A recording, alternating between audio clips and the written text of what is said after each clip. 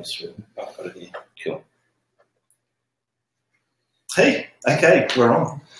Hi. Okay, this is our third webinar in our series. This is obviously our free webinar series, and we're going to today be talking about why businesses need systems. A lot of people, when you start talking about this, their eyes will glaze over. Like this. Yeah. It's not that exciting, but when your business starts growing, or when you're trying to manage a business out of control, then you really start to think about, oh, I wish I'd systemize this. You know, I'm living that right now, Paul. I'm living that right now. And it happens with most businesses. You know, you start to deliver a good product because you believe in your business. Customers will start to flock to you, and you'll get more and more work. Eventually, it's going to outstrip your ability to do the work yourself or with your current team. Yep. And you're going to end up in this position where you're going to have this extra work coming in, and you're going to have to train people up on how to do it, but you won't have time. That's right. One of my businesses has recently gone from 2 people to 9 as of last night, and I think I'm going to stop at around 13, 14. So, yeah. Okay, it's good to have a system. Interesting fact, 85% of businesses have no written procedures whatsoever. It is all up here. It's all in the owner's head generally. Great if you have a photographic mind. Yeah, it's really good. And anything in your brain doesn't share very well across distance unless they're in yelling distance from you. And even then, miscommunications happen all the time. So having written procedures is more important than what most people realise and more important than what they think. There's the problem with having no written procedures in your business is you don't have any repeatable, standardised procedures that you can refer other people to. So if the business does start to grow, you can't share what's in your head with other people immediately. They can't pick it up and read it. There's no training program for new staff, so you can't bring new staff on and say, read the book and come back and see me while you're flat out in the trenches. There's no fallback procedure for absences. So if you get sick, the business stops working.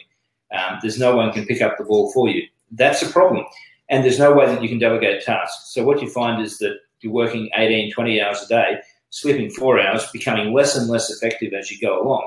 And you can't actually job that work out, the stuff that you're doing to other people, and explain to them how to do it. So without written procedures, you're going to kill your business. It's that simple. What generally happens too is they'll get busy, they'll extend themselves, they'll work the extra long hours, they'll do the 100 hours a week, they'll get the jobs done, and then it'll come back, it'll withdraw.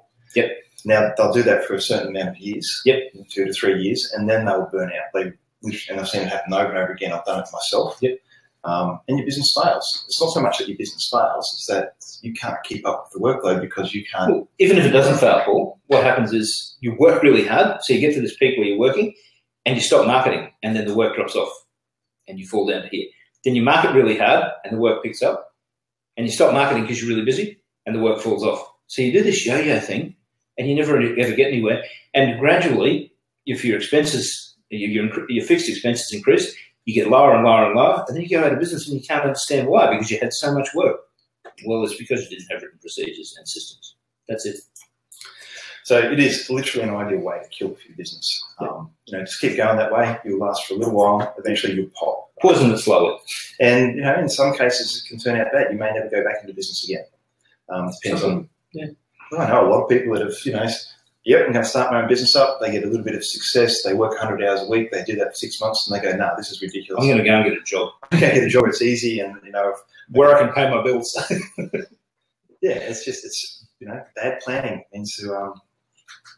leads to bad outcomes. So with a system in your business, with a proper system in your business, here are the things that will doom your business if you don't have them in place.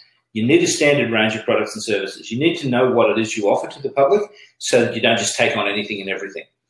You need standardized pricing of your products, and we'll work through this. But if your prices are one thing for one guy and something you plucked out of the air for the next customer, she's going to be upset when she finds out that customer number one paid only half the price because you've changed your prices arbitrarily. So you need to be able to advertise standardized pricing. You can't do that unless you've done your numbers to work out how that works, why it works, what they need to be.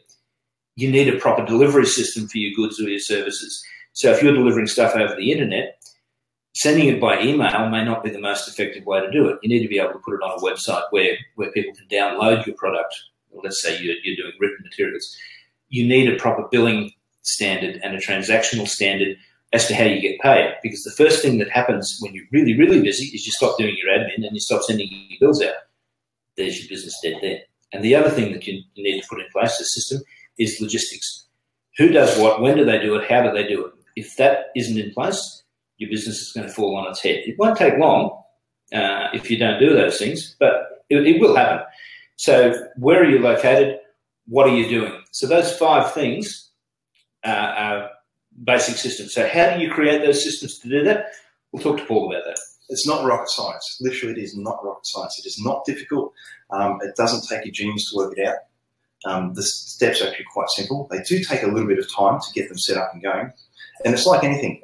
When you first started out, it'll be uncomfortable. It'll be weird. You think, why do I need it? But as you go through and things start to pick up, you'll love it.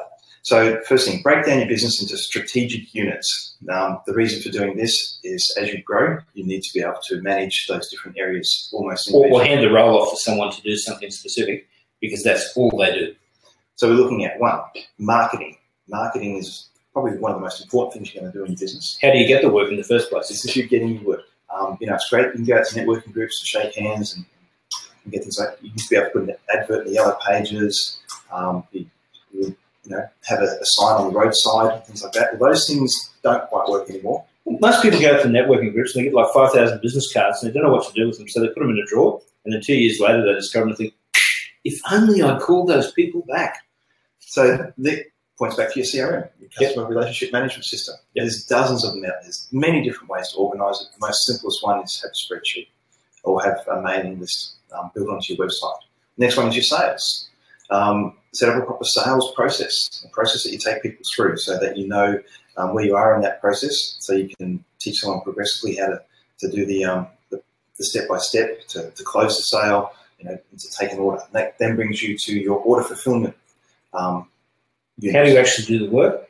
How do you make sure the client's got your goods or your services when they expect them? And it's sometimes called the production unit as well. Yes. If you're a small building company, it is the guys actually doing the work. They are building the house. The next one after that is your customer service. Now, a lot of people just leave this one to chance. What was the statistics you're telling us? Your resale, like you can resell again to your customers that have already bought from you once, so they're comfortable spending with you. So you're about 78% of your customers who bought from you once will buy from you the second time, provided you ask them if they'd like to buy from you a second time. But if you sell to them once and walk away from them, that drops to around about 15%, the ones who will remember you. So customer service is reminding those people that they purchased from you initially and reminding them that the stuff that they bought from you is something they might like to buy again, particularly if it's a consumable item. Your next department or strategic unit is your admin and billing. This cannot be taken for granted. This is so important. As you grow, it's the reason you're doing it all. Admin and billing is what keeps the business functioning. It's basically the blood inside the business. So your administration is generally, anything to do with your processes, tracking jobs, making sure the marketing people are online, making sure that your sales process is being checked off step by step, making sure that orders are getting fulfilled and being delivered to people, and then your billing, making sure the invoices are getting set out, making sure that the invoices are going into your accounting system, that the bank accounts are being reconciled, all that sort of stuff. It's the ugly side of the business. It's not the sexy bit where you go out and sell the product. It's when you actually take the money and put it in the bank and work out how much tax you have to pay and your bills you need to pay. And if you don't do those things, someone is going to come looking for you and your business will fail. So they're the 5 major components. There are others like, do you have a proper ordering system? So how do you receive orders? Do you have a proper transportation system? So when you do receive an order and you've done your order fulfillment, do you know that the courier is going to pick it up today and deliver it tomorrow, or do you sort of leave that to chance and hope that the client just goes away and they give you money and you never have to sell the product to them? That's not the way to do business. Seriously, you get a reputation for being a rip-off merchant very quickly, and people will tell people about that. So how do you do the maintenance on your business? How do you look after the things that make the money for you? I own a graphic design business, and we spend thousands of dollars on making sure that computers are working as effectively as they can, because they're the thing that makes the money. But it's all too easy to ignore your tools and just buy a new one when it breaks. That's great, but if you have to wait 2 weeks for it, you lose your revenue in the meantime. So these things are the things that you have to write down and work out who's going to do them, how they're going to do them, when they're going to do them, before you start doing these things. Because if you try to do it on the fly, you're probably going to run out of time. So now you've broken down your business into strategic units. You want to look at your actually standard operating procedures. Now, these are your step-by-step processes. These are the detailed steps. These are the written documents. These are the systems, the teachable systems that people are going to learn how to use and why they're using them in a good setup business. So SOPs, you can look it up online. Standard operating procedures, they can be just a document, a paper-based document that can sit in a drawer, which for most people stays there and never comes out again. Yeah. Or it can be a digital system. We've got a system called Artemis, which does a lot of the standard operating procedures, but keeps it relevant to a business. But basically, put it into a website. That's where Paul and I are coming from. Is if you put all this stuff into a website, and it's the website that you use day to day to run your business. If there's an admin, if there's a tab there for marketing and a tab for sales, and a tab for admin, and a tab for tasks, say, or standard operating procedures, you can click on those and look at who's doing what at any given time and whether they're fulfilling their tasks.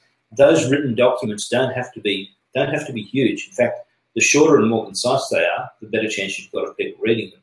So we'll cover that in more detail, and there's actually a paid webinar on how to do this that has a lot more detail and gives you a booklet of these written documents and how to put them together as short and as simple as you can. That's not part of this particular webinar. But those teachable systems are the core of your business, the standard operating procedures, the way we do things around here. And they need to be flexible, because when it changes, we'll come to that. Actually, the book that I've got me started on building Artemis was a book written by, I think it's Michael E. Gerber. E. Gerber, and it's called E-Myth Revisited. I think it's just a revision of his original book. But he talks quite extensively about your operating procedures, and the way he talks about it in his book is that there's basically three people you need to run a business. You need the technician, and normally most people go into business as the technician. They're really good at what they do. They're sick of getting paid. Tradesmen particularly. They want to make some money for themselves. They start their own business up, and they're really, really good at what they do. But the other people that you need in the business, the entrepreneur, the person who plans for the future and sees the vision for how the thing's going to expand, the different places where they can take it. Then you've got the manager. Now the manager crosses the T's and dots the I's and makes sure that he's your admin and doing guy. Yeah. So generally, when you start your own business up, you're all three of those in one, in some proportion or another. Most likely more in a technician than anything else. So what happens is, as you break those into three different sections, you'll develop your processes, your step-by-steps, you'll develop your written documents, you'll develop your look and your feel, and you'll have all these written down so that there's nothing that needs to be guessed. It can just be looked up and it's there available for people to be able to understand and set up. So ideally you can walk away from your business and they can go into this system or this document and they can duplicate exactly what you've been doing without you being there, having to tell them how to do it. And when you come to sell your business, this is a major plus because it gives you a multiplier on the actual value of your business when you go to sell it. The next thing that we're dealing with is create an operations manual. I know, boring. It's what it is. An operations manual is the thing that allows you, it doesn't have to be a book of paper, it can be something on a website, but an operations manual is something that allows you to hand a set of tasks to another person and say, read these simple tasks, follow the bouncing ball, the job should come out okay at the end, ask questions if you get into trouble. So very clear written instructions. If you can't write clear written instructions as to how to do it, pay someone else to do it. It's pretty simple. That's not the core business of your business unless you're actually doing things like helping people create systems. So get clear written instructions. Make it accessible to your other staff. If you've got it hidden away and they can't see it, they will make things up on the fly. They will make their business into your business. Sorry, your business into their business. Get that back to front. And they will do things differently to you. Then you'll come along. You won't understand what they're doing. There'll be this miscommunication and they'll leave your business. And then you'll have to start again. So write it down and make it accessible to people. And write those SOPs, standard operating procedures. Call them that so that people aren't in any doubt as to what they are. And then you need accountability. You need some way to review what people have been doing as far as your written procedures go and to be able to check that they've been done to a standard. So, if you're going to have some sort of call centre and people are going to be ringing up, it's generally a survey. What did you think of this call? and every 10 or 15 people will do a little survey, and then you can go and review and see whether people are being asked all the questions that people need to ask them. And because one thing I got taught very early on in business, people don't do what you expect. They're only going to do what you inspect. Yeah. So if you're not checking, it's not going to get done. Or it's going to get done their way and not your way. And I'll keep it simple. Give you a simple example of following the system. When you go to the toilet at McDonald's, it's usually clean. The reason for that is they've got a system for when it needs to be cleaned and how often it needs to be checked. That's the simplest way I can think of to explain this to you. They've got it systemized, every single detail. McDonald's is a hugely successful company, and McDonald's system is legendary. You don't have to own a McDonald's, but if you follow their pattern, you've got a much better chance of success than if you go, no, it'll look after itself. It doesn't. So create a review process. Review each role separately. Make notes of what works and what doesn't, and review weekly, monthly, or quarterly, depending on the frequency of that activity or how often it's done. It might be hourly. It may be. That's unlikely, but in some businesses, you need to review hourly or every day or every half day, whatever works for your business. But set that review process up so that you know and your staff know that you're going to be looking at their processes on a regular basis. And when something changes and it works better than it used to, incorporate that into your system. That's pretty simple. That's the last point here, is continuous improvement and learning. If you're not prepared to change to make things better, then you can keep repeating the same mistakes. No, so keep the end goal in mind. Like when Hector and I started up Software House, we had a 5-year plan. So the business has got a plan for 5 years to reach a certain level, and then we're going to review it after that. Yeah. So most people, when they go into a business, it's the primary goal is for them to make more money. Well, they just want to get free of their boss and have more time for themselves, which both of them generally fail, and that they end up... Oh, they'll be free of their boss. They'll just have another boss. It'll be them or their partner. A lot of people go into business, particularly tradesmen go into business, and they've got one person doing the work and one person doing the administration. That's their wife. They've still got a boss. It's each other. So does that really work? We'll talk about that. So, yeah, systemization, it's all about enabling growth. So as you become more successful in your business, you don't want to stifle it by getting to that point where you can't put any more hours in, or you haven't got enough people to take on any more work, and you have to say no to the work. You're just basically cutting your own head off just because you haven't planned ahead enough. So to build a bigger, more profitable business by duplicating and delegating. You can't do that unless you've got written systems. We've already discussed that. The primary objective of being in business, people think, oh, I'm going to make more money and get away from my boss. Well, I can tell you now, you're going to work longer hours than you ever have. You're probably going to make less money in the first 12 months than you imagined, unless you're into something that no one's ever seen before. You'll still have a boss. It'll be your business and your customers. You won't realise that when you first go into it because it's all exciting and fluffy and stuff, but it'll soon become apparent to you. But you're working towards an exit strategy. That 5-year plan that Paul was talking about, that's a tangible, hard point where we're aiming for to have a saleable business. Now, at the end of this 5-year period, we either choose to sell the business or kick it on to a higher level. But if you don't have an exit strategy, if you don't know why you're doing it, you're going to last 2 to 3 years before you go, blow this, I'm going to go and get another job. Or you're going to change the direction of your business entirely. You go from being an electrician to selling hot dogs because you think it looks sexy, and you're back where you started. Have a proper exit strategy. Write it down. If you can't write it down yourself, get someone else to write it down. Talk to a business coach. Talk to your accountant. Talk to someone who can see the picture from the helicopter rather than from down on the ground. Because I can tell you now, there's a lot more beyond the trees that you're seeing on a day-to-day basis in practically every business. You can make it bigger, you can make it more profitable, and you can work your way out of the business and leave it to other people to do the grunt work while you work on the business. Here's a key to it too. It is all about delegation. Yes. You have to give these tasks over to people. But if you take those tasks back, you're stifling what they can do. Well, you're disempowering them. Disempowering them. And you're not doing it the proper way. If you delegate, the way that you check the quality is you check it after they've done the job from the back end. Yep. And you let them keep doing their work, and you refine their process in the cycle as you go through it, and they learn from that. They actually become better at what they do. Yeah. I see a lot of people delegating tasks to subordinates or to virtual assistants and things like that, and they don't give over full control. They still want to hang on to it. So they're doubling the work. So they're paying someone to do the work that they're going to do themselves anyway. It's like the person who hires a cleaner to come and clean their house, and then they clean it before the cleaner arrives, because they don't really trust the cleaner to see what all of their warts and mess is about. So they clean the house, and the cleaner comes and goes, what am I supposed to do here? Delegate the task, let people mess it up, fix the problem afterwards. If the sale's only 80% done, that's a learning experience and a bit of a cost of you being able to hand your time off to other people. If you can't delegate, you shouldn't be in business. You should be in a job. Exactly. So the answer, break it down. Break your business down into the separate units. Break it down into the separate, we actually call them titles, so you have different titles in your business, and break down the tasks. Each task that those titles undertake, when they undertake them, why they undertake them, and how they undertake them. Then write it down. Put it written somewhere so someone can read it. You know, if you're not really good at writing, you can get someone else to write it for you. You can also video it. You can actually do video instructions on how things work. People can watch it, they can see how you've done it. Easy to do.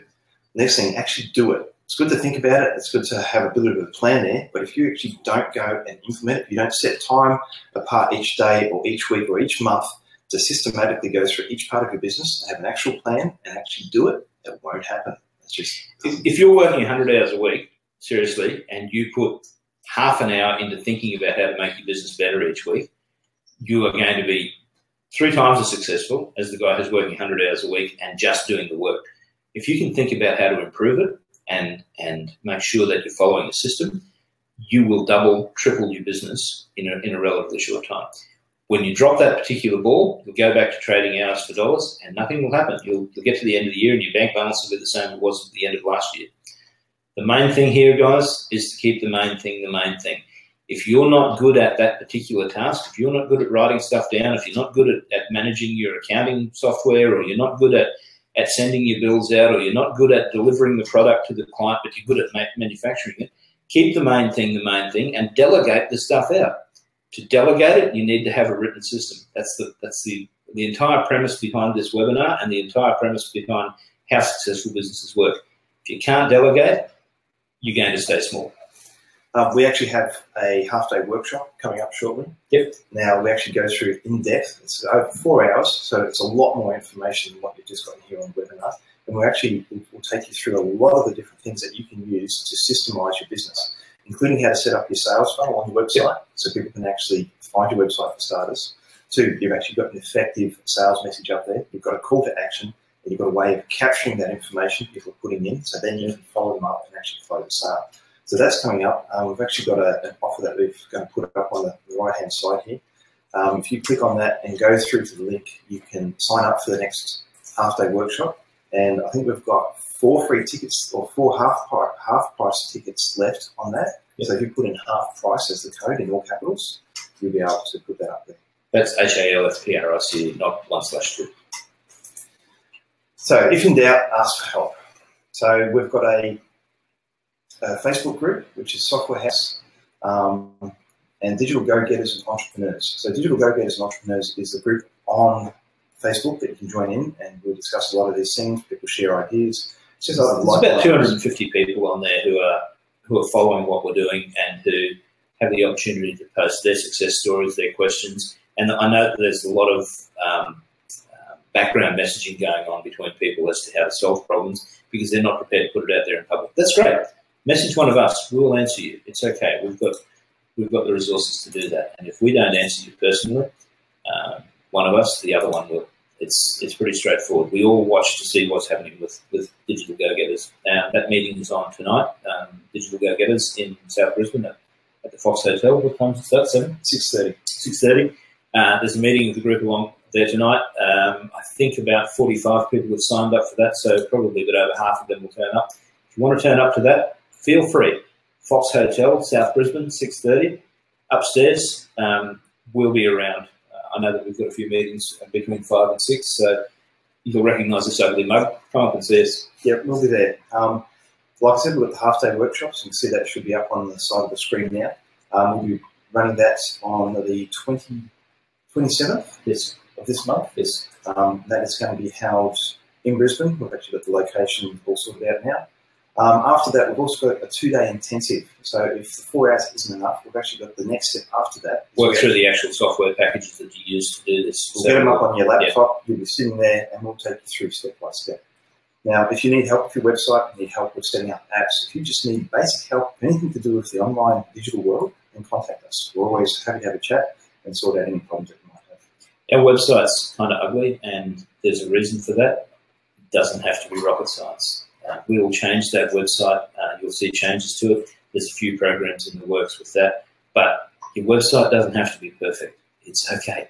It just has to be there and have the offers clearly articulated, clearly spelled out to people. It'll work. It will work. It does. So I think that's it. Yep. Got through all of that. So if you're coming tonight, come up and say hello. I know State of Origin is on, so we might move the format around a little bit. Kickoff's not till 8:15. It's so okay. We might start a little bit early and we'll see how we go. And then adjourn to the bar down at ground level. I'm pretty sure they'll have it on a TV somewhere. So yeah, we'll boot it off, and at 8:30 it's kickoff. So we haven't got Jonathan Thurston on board. So for the New South Wales guys, you're in with a chance this time. Could win your second series in 12. Wouldn't that be fantastic? Another thing too, on the 3rd of August, I'll be down in Sydney for another half-day workshop. If you're interested, just contact us and we'll organise for you to have a ticket. You're in Melbourne on the 17th too, aren't you? 18th and 19th, I'll be in Melbourne for it's actually a sales masterclass. Okay. Learning how to sell. Anyway, we'll talk to you guys later. And keep an eye on the Facebook page. There's definitely a lot of action happening there. And I'm posting up every couple of days as well. Have a look at the ad for the full-page website, which is one of our subsidiary businesses. Jacob Grobbler is very excited about his website. So if you go and have a look at that ad, it'll explain how you can get a functional website up and running very quickly, and we offer payment terms on that too. Talk to you soon. Talk to you soon.